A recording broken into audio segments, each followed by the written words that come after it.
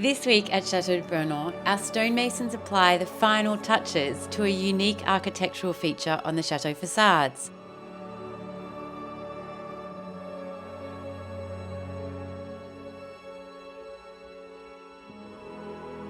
A centuries-old wallpaper discovered at the chateau makes its way home.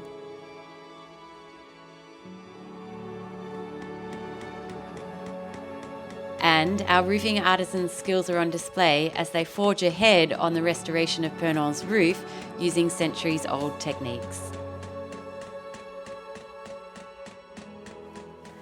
Well, it's hard to believe, but up here on Purnon's scaffolding, our stonemasons are putting on the final touches of some of the sections of restored stonework. And beside me is a very interesting architectural feature that Purnon's architect incorporated into the facades of the chateau when he built Purnon. And what he created on these 4 panels was the illusion of stones. And you can see here that it's a render that has then had the stonework incorporated into the render as it's drying. Now, it only appears on these 4 sections that flank the 2 entrances to the chateau. And in fact, after we arrived here at the Purnon, it took some time for our architect to even identify that that's what was happening here. All the facades were so covered in moss and deteriorated that it wasn't clear that there was this architectural feature hiding behind years of dirt and grime on the facades. And so today, our stonemasons have started restoring these sections on the eastern side. Let's go and see how they're going. Aujourd'hui, on va faire, entre guillemets, la première partie de la touche finale de la face fronton, donc de l'entrée principale du château. C'est que on va effectuer les enduits fausses pierres. Donc il faut savoir que quand nous on est arrivé sur la façade, les enduits fausses pierres étaient complètement abîmés. Ils étaient détériorés à tel point qu'en fait on ne voyait plus du tout les fausses pierres.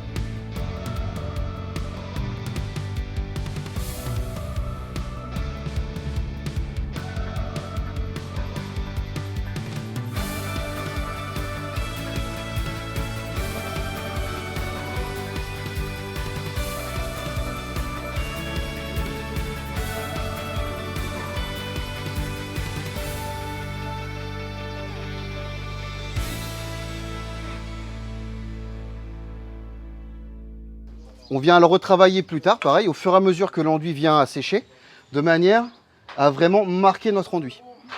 Une fois qu'on est arrivé à cette étape-là, l'étape suivante, c'est vraiment d'attendre que l'enduit sèche dans sa totalité, pas seulement en surface, mais véritablement dans sa totalité, de manière à obtenir la teinte finale de notre enduit de finition, ce qui va nous permettre après de juger quelle quantité d'harmonisation va falloir qu'on effectue pour véritablement faire en sorte que notre enduit de finition se marie avec la façade entière. Et une fois qu'on a fait tout ça, c'est fini.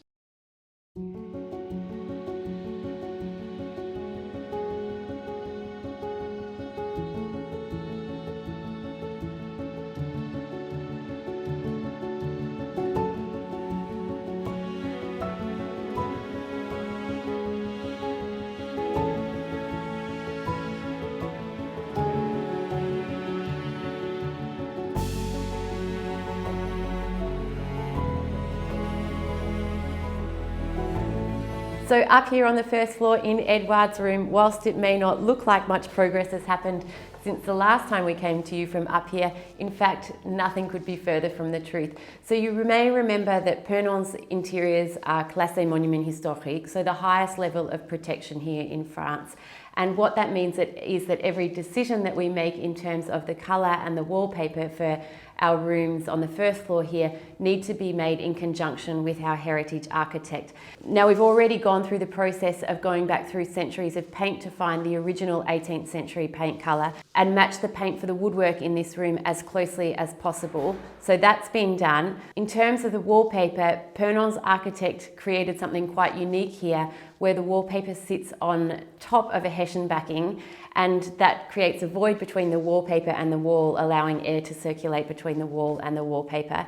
So here we have removed the more recent wallpaper, and in doing that we tried to locate any traces of the original 18th century wallpaper, which would allow us to get a feel for what the original decor of this room was. We found very, very small pieces of that wallpaper, not enough to give us an idea of really what it was like. But last week, as you may have seen, we had some very exciting news and we launched an incredible collaboration with Farrow & Ball for the Purnon papers, which is a collection of 5 wallpapers inspired by 5 wallpapers that were discovered here at Purnon. And one of those papers we have selected to hang in this very room. Now, the paper we've selected is actually my favourite paper in the Purnon papers collection, and it's called Purnon. And this wallpaper was discovered on a privacy screen in the attic of one of our outbuildings. Now, the privacy screen was in terrible condition, it's very deteriorated, but the wallpaper itself is actually in quite good condition. You can tell that this is a wallpaper that was hand painted, so it wasn't hand block painted, it was actually hand painted. And you can see the irregularities in the pattern and the paint, and it is just an absolutely spectacular paper. Now, in the Purnon Papers collection, it is available in 5 different colorways, and so today we're going to have a look here at 3 of those colourways, and then our architect has also asked Farrow & Ball to produce samples of 2 different colourways from colours that he's selected that he feels is a beautiful 18th century colour palette for this room. Because Farrow & Ball's wallpapers are created with the actual Farrow & Ball paint, it allows us the flexibility to create bespoke colour palettes, and so you can do the same actually with any of their papers. And so that's why we have these 2 bespoke colour palettes. But what I'm going to do right now is hang the samples on the walls here and we can have a look at them together. Let's have a look.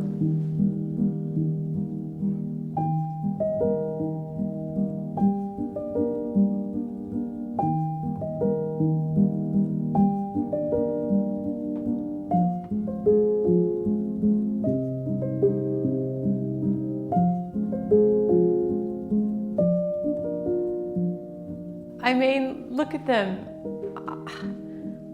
I'm gonna cry. This wallpaper is just so beautiful, and to think that it came from the chateau and is now going to hang back on the chateau walls like 250 years later. I can barely get my head around it. But so I've got 4 drops here, and I've got a sample, and this sample is the closest match possible to the original colour palette of the wallpaper. So it was this very beautiful soft pink.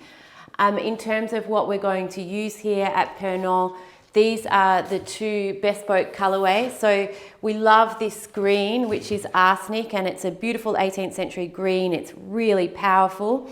We feel that on the darker background, it's too strong for Purnon, and so we've looked at two different options. And if you'd like to know these color names, this is Red Earth, and this is Picture Gallery Red. So as I said, these are the exact Farrow and Ball paints, and you can actually, when you feel the wallpapers and when you look at them, you can see all the texture that the layer of the paint gives, and it's just the most beautiful finish. So in terms of what we will select here, these two in the range, also these three papers that are color palettes that are in the Purnon Papers range, we absolutely adore. They are so beautiful.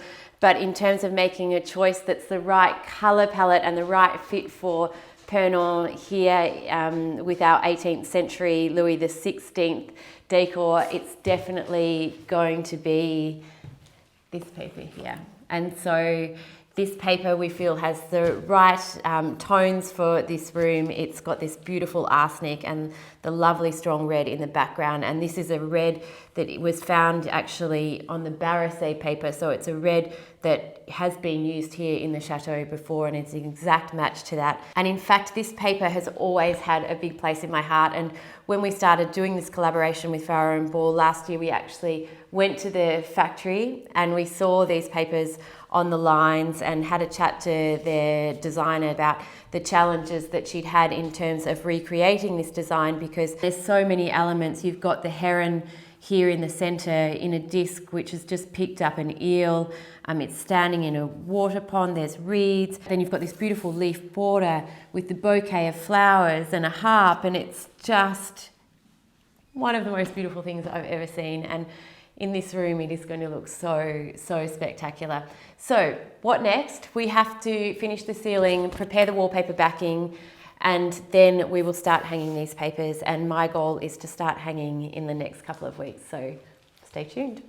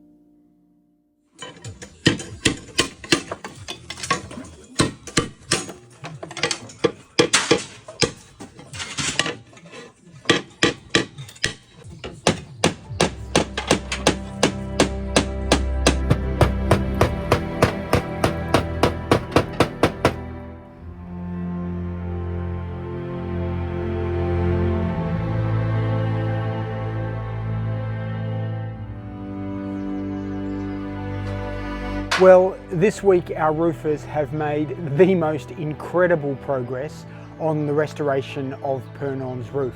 And all around me we can see the signs of the progress that they've made. And here behind me we can really see each element in the roof restoration process. Firstly, we can see the insulation layer, which is put down to insulate the roof for the first time in the chateau's history. Then you can see the waterproof membrane. So when the roof restoration is finished, the entire roof will be completely watertight, protected partly by this membrane. And for Flick and I, this will be an incredible relief. Then you can see the wooden sheathing. Now here you can see that there are a series of gaps in the wooden sheathing. Now These gaps have been left so that the roofers can use the sheathing like a giant ladder, and these gaps act as rungs in the ladder so that they can maneuver across the roof to continue the progress on the roof restoration. Then they put in place the copper guttering. Now here we can see that beneath the slate tiles, where the different elements of the roof come together, which act as natural points for water flow to run down the roof and into the guttering, they actually put copper underneath the slate tiles themselves. And this acts as an additional protective element on the roof. Now, as well as all of the work that's being done over here, you can see also that they're putting the LED flashing in place around the chateau's lucans, or the dormers we would say in English. Now this LED flashing not only gives the dormers a clean, neat finish, but it also acts as an additional waterproofing element where the slate tiles meet those elements of the building that are in a sense open. Now the final stage is obviously the installation of the slate tiles themselves. Last week we talked about the slate tiles, 47,000 of them on Purnon's new roof, each one secured by 2 copper nails. Using nails is the traditional technique, and we know that at the end of the 19th century they started to use clips. Clips were a faster and cheaper way of restoring a roof, but they don't last as long and they're not as secure. So here at Château de Purnon, we use the traditional technique. We secure the slate tiles with nails. Now, as well as respecting heritage in the way that the roof is restored, in the materials that are used, we also respect and honour heritage in the actual methods that the artisans use to restore the roof itself. Our roofers use a hammer like this. It's a slate tiler's hammer. In French we would say a marteau de couvreur, and it has a series of key elements to it. It has the pointed end here, which enables the roofer to pierce the slate tile to accommodate the nail. It has this blunt point which acts somewhat like a traditional hammer to enable the copper nail to be inserted. It has this claw so that if necessary the roofer can extract a nail from a slate tile, and then it's got this cutting blade effectively here which enables the roofer to shape each slate tile individually prior to its installation. And you can imagine each slate tile needs to be individually shaped to take its rightful place on the roof. It's an enormous amount of work, and it's an incredible artisanal undertaking to restore a roof of the scale of the roof here at Purnon. And we know that these tools haven't changed in the last 2.5 centuries.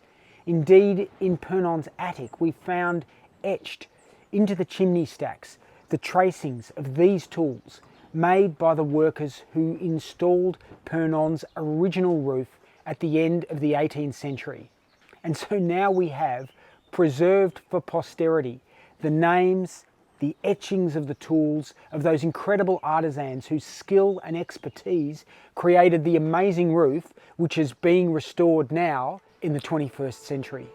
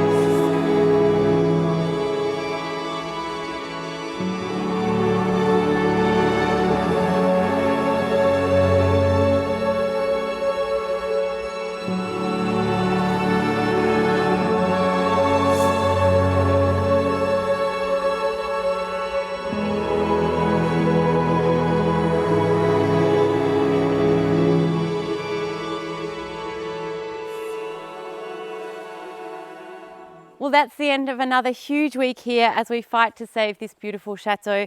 Remember, if you'd like to follow the restoration of Château de Purnon more closely, we post a daily update in our Instagram stories. We post an exclusive weekly video over on Patreon, where this week we take a look back at all the work completed in the last 12 months. Or just hit the subscribe button, turn on your notifications, and we'll keep you updated here.